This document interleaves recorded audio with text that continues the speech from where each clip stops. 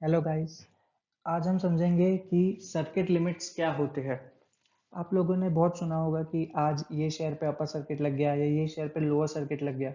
तो ये सर्किट है क्या एंड क्यों है? तो आइए समझते हैं।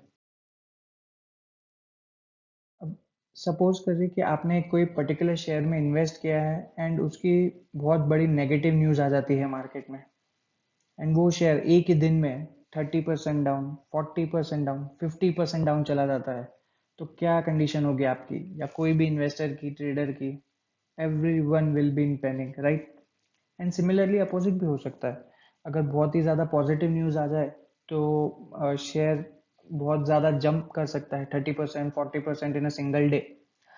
बट इतना ज़्यादा movement on a single day is not good. इतनी ज़्यादा वॉलेटिलिटी की वजह से बहुत ज़्यादा रिस्क क्रिएट हो जाता है मार्केट में for investors and traders, which is not good. So इसी को कंट्रोल करने के लिए एंड इन्वेस्टर्स के इंटरेस्ट को सेफ गार्ड करने के लिए सेबी रूल लेके आया है सर्किट ब्रेकर्स का। सर्किट दो टाइप के होते हैं, एक अपर सर्किट, एक लोअर सर्किट। अपर सर्किट ये बताता है कि एक शेयर पर्टिकुलर डे में कितना ऊपर तक जा सकता है मैक्सिमम।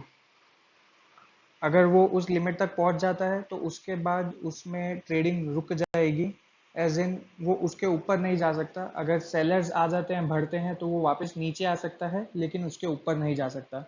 एंड लोअर सर्किट ये बताता है कि एक दिन में शेयर मैक्सिमम कितना नीचे जा सकता है। अगर वो लोअर पॉइंट पे पहुंच जाता है तो उसके बाद वो उसके और नीचे नहीं जाएगा।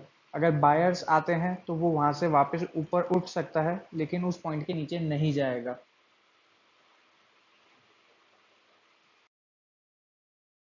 अब हम ये देखते हैं कि ये सर्किट जो हम देख रहे हैं, अपर सर्किट, लोअर सर्किट, पर इनका लिमिट होता कितना है।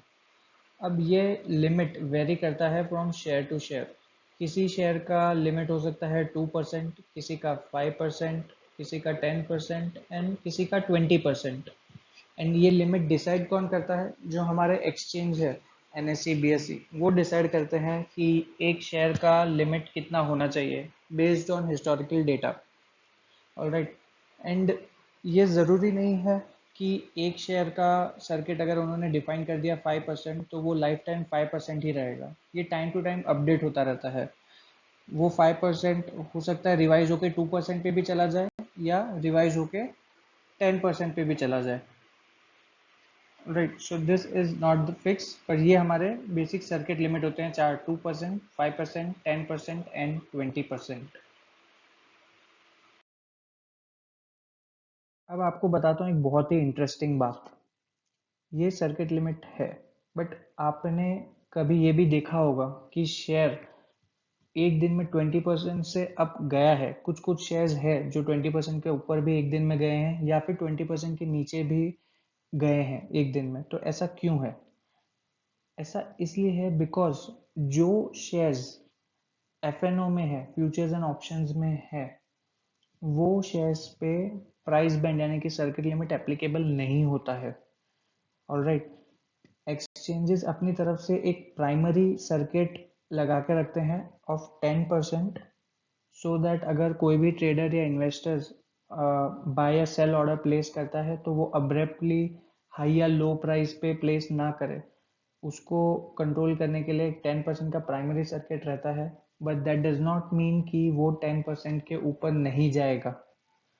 अगर वो पर्टिकुलर शेयर 10% पे आता है तो ट्रेडिंग थोड़ी देर के लिए रुक जाएगी, पर उसके बाद वो शेयर 10% को ब्रेक करके ऊपर तक जा सकता है। इवन आफ्टर 20%, अगर 20% पे भी अपर सर्किट लग जाता है तो थोड़ी देर का ट्रेडिंग हॉल्ट हो सकता है एंड उसके बाद वो 20% को भी ब्रेक करके ऊपर जा सकता है। बट ये सिर्फ उन्हीं के लिए होता है जो शेयर्स एफएनओ यानी कि फ्यूचर्स एंड ऑप्शंस में होते हैं। ऑलराइट। सो थैंक यू दोस्तों मेरा वीडियो देखने के लिए। मैं और भी ऐसे ही शॉर्ट वीडियोस लाता रहूँगा। अगर आपको पसंद आया है तो please like, share and subscribe. Thank you.